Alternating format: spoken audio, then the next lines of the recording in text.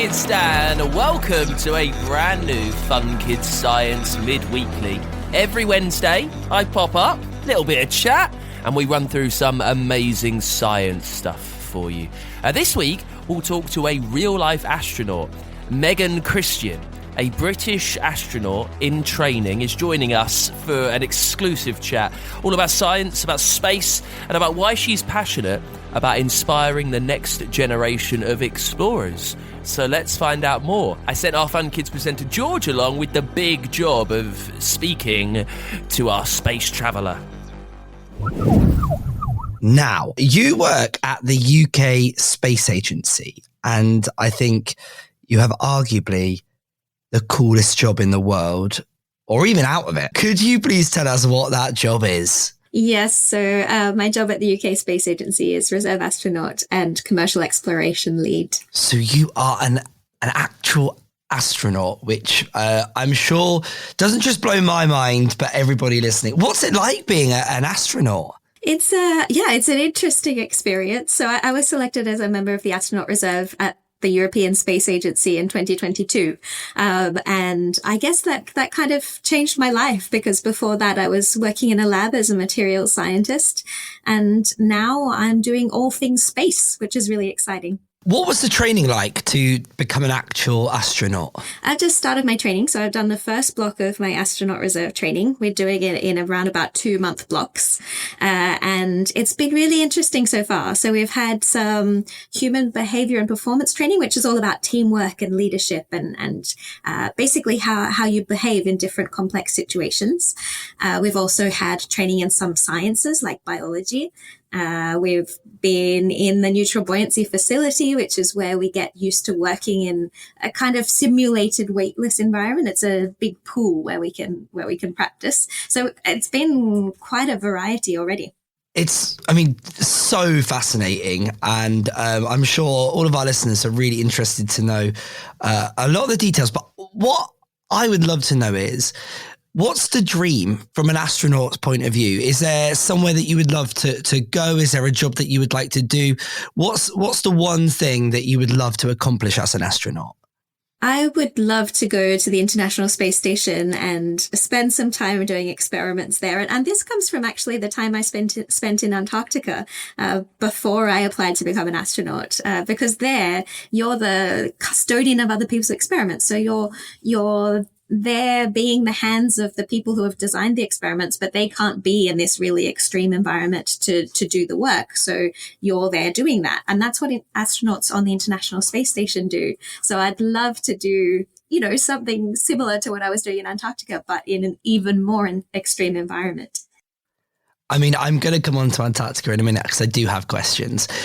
But just on the International Space Station, yeah, what an incredible place that would be to work. This probably says a lot about me, because the one thing that I really do want to know a bit more about is the food on the International Space Station, because growing up, you get seen the videos of people basically eating powdered packets, which turns into meals. Is it still the case? Is that still what people eat on the space station?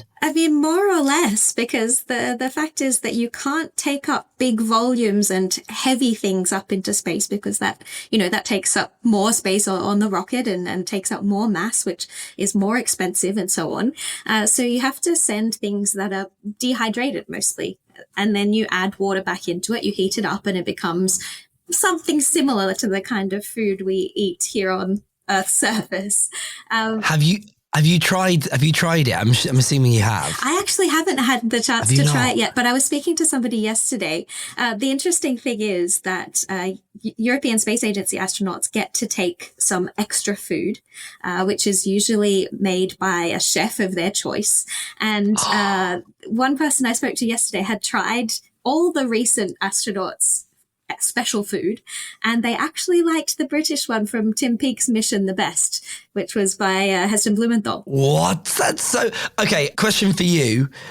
What would you pick? Oh, that is so difficult. I have so many favorite cuisines. I think I would love to try some Thai food. up there. I coming back from Antarctica, I actually spent a few weeks in Thailand to defrost, but also to eat the food because I just love it. Everyone listening right now is thinking you're talking to an astronaut and you're chatting away about food. So let's chat about your time working in Antarctica. I mean, what an extreme place to work. What was that like? Yeah, it was an amazing experience. So I was at Concordia Station, which is one of the most extreme places on Earth. We got down to a wind chill temperature of minus 104 degrees Celsius. So it was tough physically. We had 100 days where the sun didn't rise. I was working outside every day, but it was also tough mentally because we were in a small team of just 13 people and we couldn't escape if something went wrong. So we really had to depend on each other. And it was quite tough. Yeah, I can imagine. It must have been quite an amazing experience. I've also heard that you had to do some quite extreme training to be in Antarctica. Is that so? We had some training, yes. One of the parts of that training, and in fact, it was also part of the selections to be able to go to Antarctica, was to spend a week on the glacier of Mont Blanc. We were camping out there and learning sort of survival skills. Oh my word. I mean, it's giving big Bear Grylls vibes. Did you have to put those survival skills to use when you were out working in Antarctica? Fortunately, not really, because we had a base where we lived, and inside the base, it's very comfortable and warm. But there were a few moments when I was out working that the weather wasn't so great. I mean, usually, apart from the low temperatures, the weather at Concordia Station is actually very good. But occasionally we get these whiteouts where you suddenly can't see anything. And I was out with a colleague and a whiteout came up and we lost track of how we were getting to the shelter where we were going to do our experiments. And so we completely lost orientation and couldn't see where we were. But the thing is, you always have to carry a radio with you that has a GPS inside. So if it really got out of hand, we could call back to the base and they could help us get back there. In the end, we actually managed to find our footprints in the snow and retrace back to where we were before.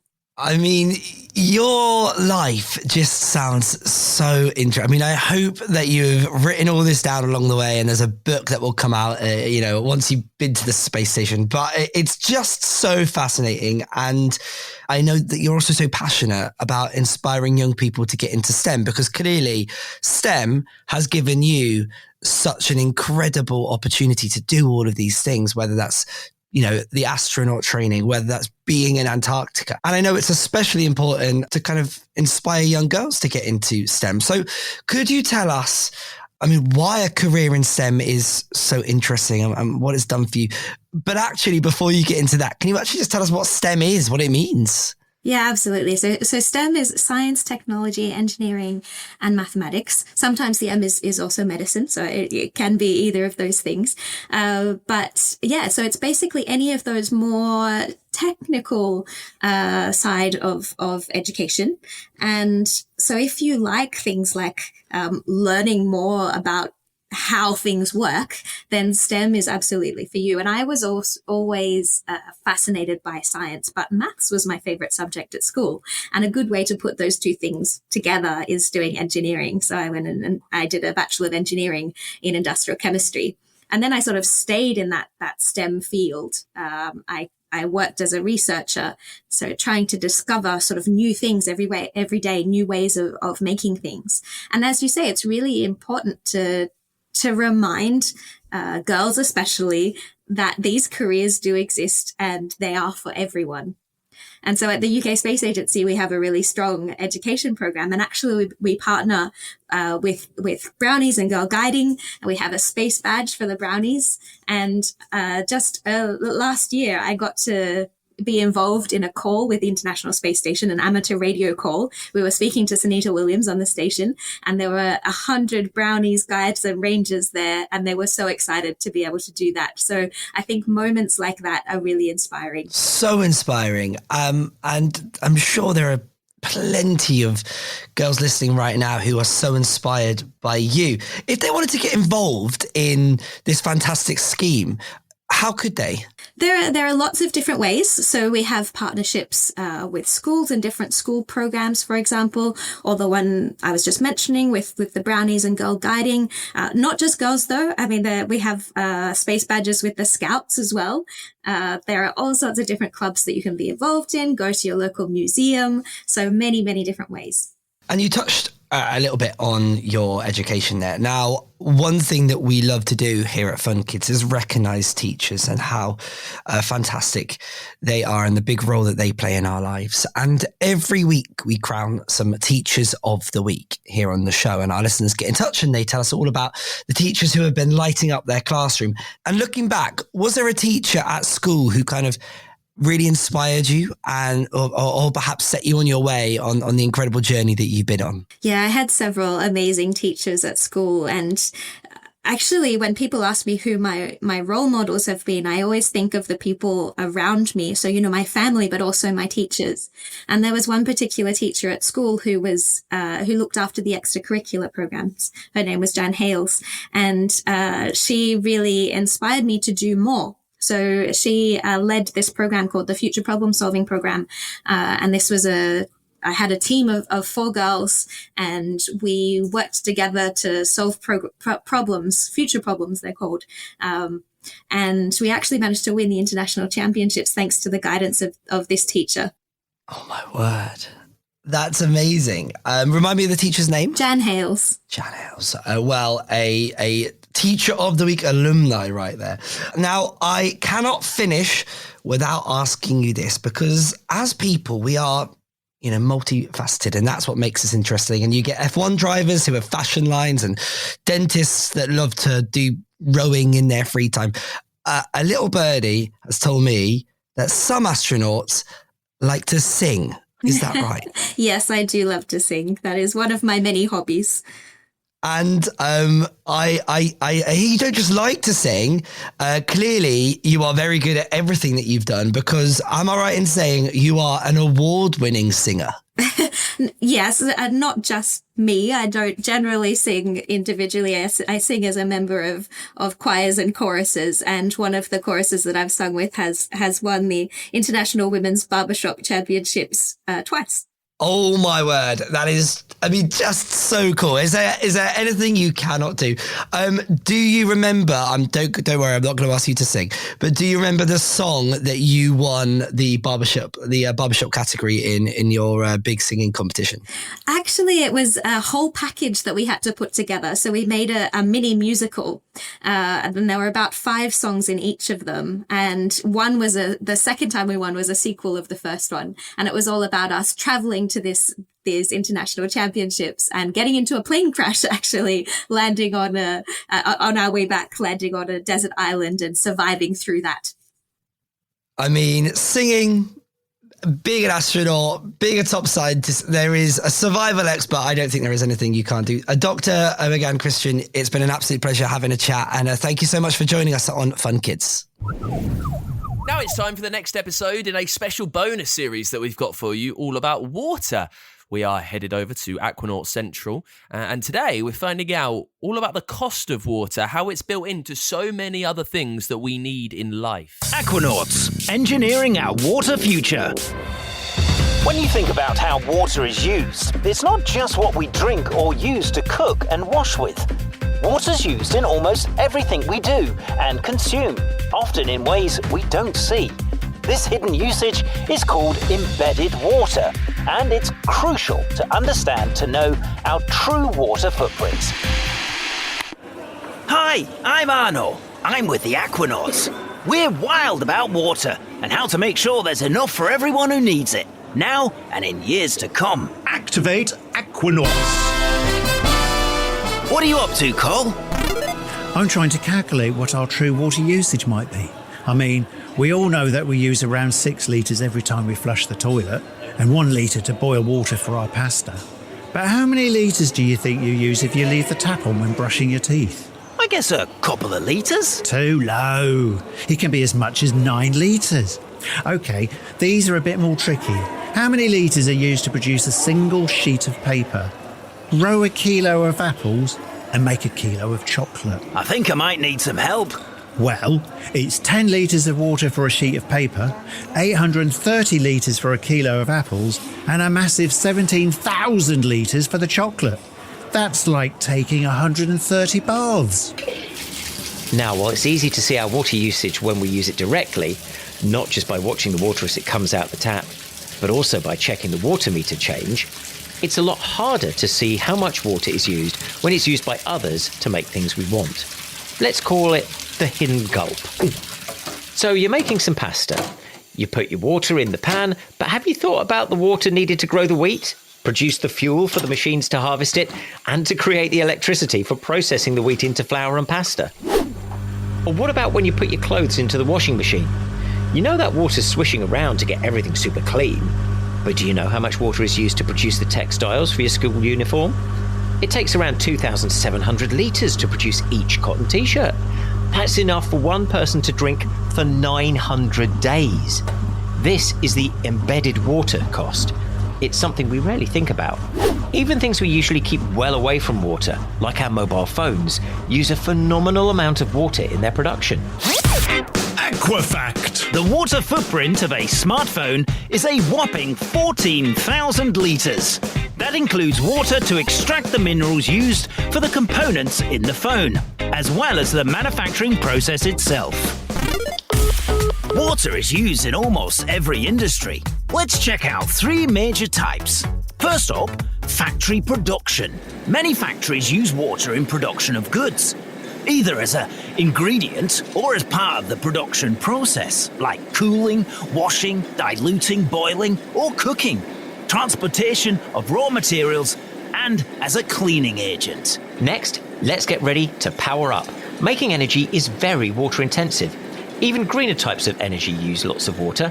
Geothermal energy uses the heat of the earth by drilling down into hot layers of underground rock and using this heat to convert water into steam, which then drives generators to produce energy. And finally, farming. We all know farms use water, from giving animals a drink to watering crops. But it's a large number. 70% of water used globally is used to water crops, in particular through spray irrigation, where pressurized water is sprayed over plants, and quite often over roads and anything else around, including humans. The good news is the job can be done more efficiently by using drip feed irrigation systems where water's fed to the roots through narrow pipes, dripping water onto the soil near the base of the plants, taking the water directly to the growing crops and reducing loss by evaporation. But what can we do to grab back the hidden gulp? It's all about the 3 R's.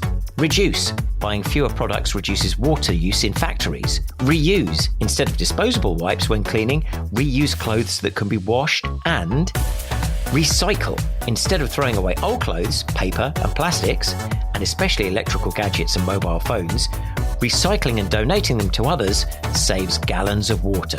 Sounds pretty easy. Now, no one can have a zero water footprint, but our daily choices add up.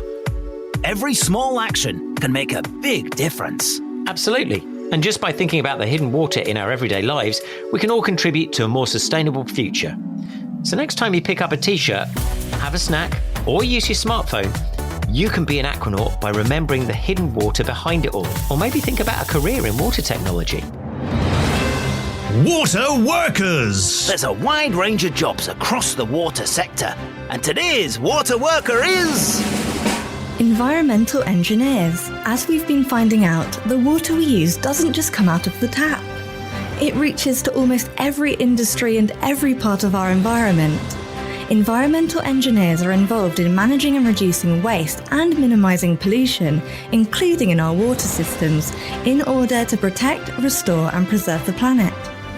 Cool. Now stick with us. We're going to be helping you understand the challenges ahead and discover some of the cool engineering and careers that are helping solve the issues. We're also going to find out how we can all make a difference, with more tips on how you can become an aquanaut and help engineer our water future. Aquanauts, created with support from the Royal Academy of Engineering and Cardiff University. If you'd like to find out more about engineering our water future, visit funkidslive.com/water. If you want to find out more about how we use water, get to funkidslive.com, search for Aquanauts while you're there. Thank you for listening to this Fun Kids Science Midweekly episode, our mini one, just skirting around the edges of the solar system. There's a bigger, more bursting one with all of the secrets of science that's dropping for you on Saturday. This week, we'll learn why the moon has craters. If you have an asteroid the size of London, or 10 kilometers across, it crash lands on Mercury, crash lands here on Earth, or crash lands on the moon, and produces a crater which is 50 kilometers, 100 kilometers, even 300 kilometers across the big asteroids. And this is how you get the craters on the moon, because of the impact of asteroids that happened billions of years ago. And there's news of a big prize that you can win. We hear more about that with one of our favourites, TV presenter, science hero and writing legend Connie Huck joins us. Wow, what we're looking for is a concept, a business idea, or a design prototype that fits in with the theme of sustainable impact. So something that can help make the world a better place to be in, to get an all expenses paid trip to the USA to visit the Massachusetts Institute of Technology, where some of the brilliant, bestest minds on the planet are. You can hear more in a brand new Fun Kids Science Weekly. It's dropping this Saturday. I'll see you then.